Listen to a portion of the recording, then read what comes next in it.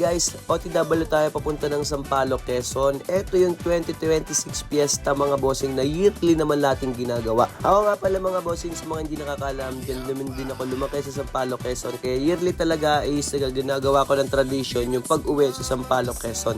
So ito guys, papunta na tayo ngayon. And dito nga pala tayo tumuloy guys sa Banan. Sa mga gustong pumunta dyan guys at wala matutulugan, pwede kayo magrenta rito. Pero syempre, uwi muna tayo sa lola ko. Dito tayo makikikain at makikipiesta. Ayan, shoutout nga pala sa mga mag-anak ko rin. Siyempre sa aking lola na pinakamaganda. Punta nga pala namin dito guys ay kasama ko yung mga kapatid ko at saka yung mga tropa natin at mga partner nila. Let's go! Makikipagsaya tayo sa Sampaloc.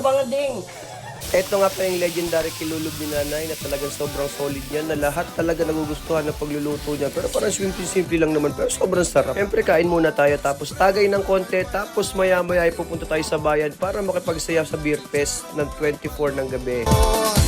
Kaya tihanda nyo na ang inyong mga mata sa mga makulay at magandang inyong makikita.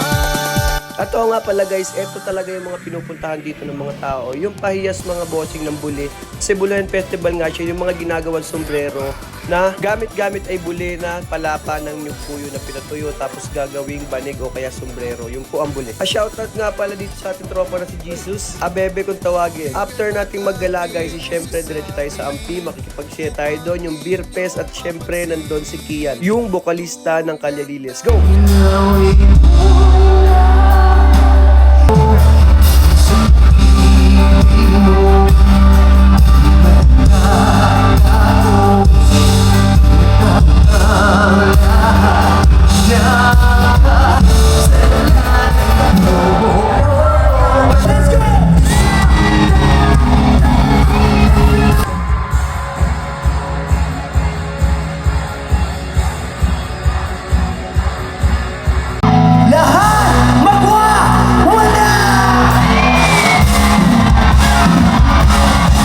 At syempre, after ng performance ni Kian ay chill muna ang mga lodi. Tamang ipulang sa Gedli and syempre, tagay-tagay ng konti. Ito guys, sa mga gustong pumunta dyan, yan, pwede kayo mag-stay dun sa Banan na nag-stayan namin. Sobrang mura lang din naman doon and kayang-kaya ng budget. Ang pinakamasaya kasi talaga dito guys is yung fiesta ng Ilog at yun talaga yung pinunta namin dito. Etong beer fest ng 24, masaya rin naman to pero sisiw lang to dun sa 26 ng gabi. Dun sa Ilog guys na pupuntahan natin. So guys, sa next video natin isilalabas natin yung video natin sa Ilog.